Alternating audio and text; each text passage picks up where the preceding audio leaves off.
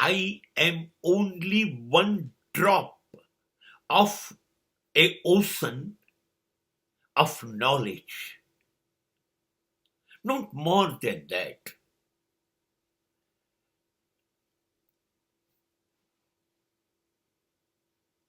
બધું જ અભિમાન ભાંગીને ચૂર ચૂર થઈ જાય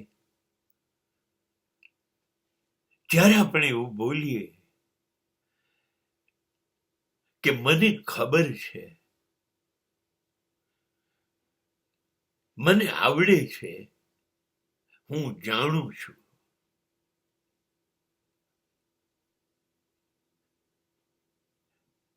ત્યારે એક સમુદ્ર એના એક ટીપા ઉપર સામું જોઈને નાનકડું ટીપાને ખોટું ન લાગી જાય એવું હશે. એ સ્થિતિ છે આપણા લોકોની.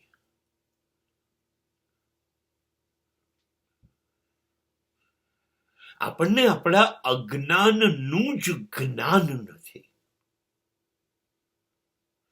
કેમ કે જ્ઞાન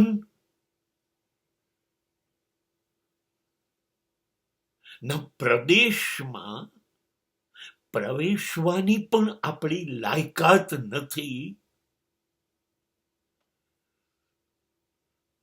બધા સમુદ્ર ભેગા કરો ને એના જળ થાય. મેં એક શ્લોકમાં સમજો, અસિત ગિરી સમમ સ્યાત કજ્જલમ સિંધુ પાત્રે સુરતરવર શાખા લેખની પત્ર મુર્વી લિખત યદિ ગૃહીત્વામ શારદા સર્વકાલમ તદયપી તવ ગુણાનામ ઈશ પારમ ન યાતિ.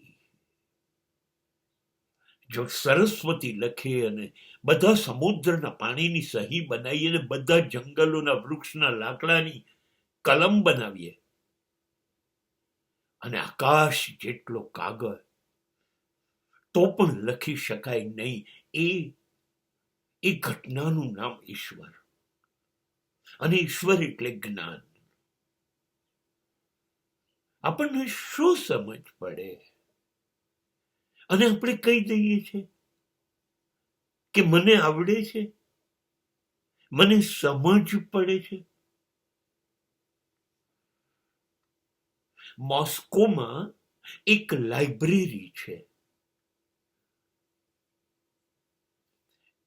એના પુસ્તકો ને ગોઠવીએ ને તો એટલા પુસ્તકો છે કે પૃથ્વીની પ્રદક્ષિણા થઈ જાય. હવે કેટલા વર્ષો નહીં, કેટલી વખત જન્મ લઈને તમે વાંચો ત્યારે પુસ્તકાલય વિશે તમને ખબર પડે. એ લોકોએ કયા પુસ્તકો છે એની એક ખાલી નામની યાદી બનાવી.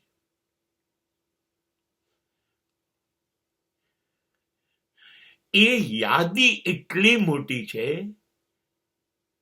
કે એ યાદી વાંચતા વર્ષ થાય. યાદી વાંચતા. અને તોય એક ક્રિટિકે તો એવું કહ્યું કે બધા પુસ્તકો એ યાદીમાં સમાવી દીધા પછી પણ એક પુસ્તક તો અંદર સમાવવાનું બાકી રહી ગયું. કોઈએ પૂછ્યું કયું? હા, તો કે જેમાં બધા પુસ્તકોની યાદી લખી એ પુસ્તક શેમાં લખ્યું છે? એનું નામ યાદીમાં તો છે ને.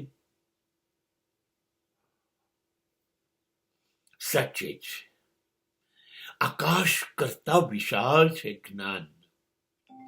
અને આપણને શરમ નથી આવતી કે જ્ઞાની છું એવું કહેતા.